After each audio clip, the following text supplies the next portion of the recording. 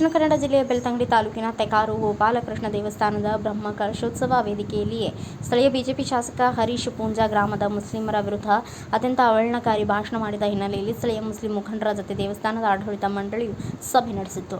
ದೇವಸ್ಥಾನದ ಮುಖ್ಯಸ್ಥ ನಾಗಭೂಷಣ್ ರಾವ್ ಅವರ ನೇತೃತ್ವದಲ್ಲಿ ಸಂಧಾನ ಸಭೆಯೂ ನಡೆಯಿತು. ಬ್ರಹ್ಮ ಕಲಶೋತ್ಸವದ ವೇದಿಕೆಯಲ್ಲಿದ್ದ ಗಣ್ಯರ, ಉದ್ಯಮಿಗಳು ಮತ್ತು ಆಡಳಿತ ಮಂಡಳಿ ಪದಾಧಿಕಾರಿಗಳ ಮಧ್ಯೆಯೇ ಇಂತಹ ಘಟನೆ ನಡೆದಿರುವುದರ ಬಗ್ಗೆ ಸ್ಥಳೀಯ ಮುಸ್ಲಿಂ ಒಕ್ಕೂಟ ದೇವಸ್ಥಾನದ ಆಡಳಿತ ಮಂಡಳಿಗೆ ತಮ್ಮ ನಿಲುವಿನ ಕುರಿತು ಸ್ಪಷ್ಟಪಡಿಸುವಂತೆ ಪತ್ರ ಬರೆದಿತ್ತು. ಇದಕ್ಕೆ ಸ್ಪಷ್ಟೀಕರಣ ನೀಡುವ ಸಲುವಾಗಿ ಹಿಂದೂ ಮುಸ್ಲಿಂ ಮುಖಂಡರ ಸಭೆ ನಡೆಸಲಾಯಿತು. ಸಭೆಯಲ್ಲಿ ಘಟನೆ ಸಂಬಂಧ ದೇವಸ್ಥಾನದ ಆಡಳಿತ ಮಂಡಳಿಯು ತೀವ್ರ ವಿಷಾದವನ್ನು ವ್ಯಕ್ತಪಡಿಸಿತ್ತು ಎಂದು ತಿಳಿದುಬಂದಿದೆ.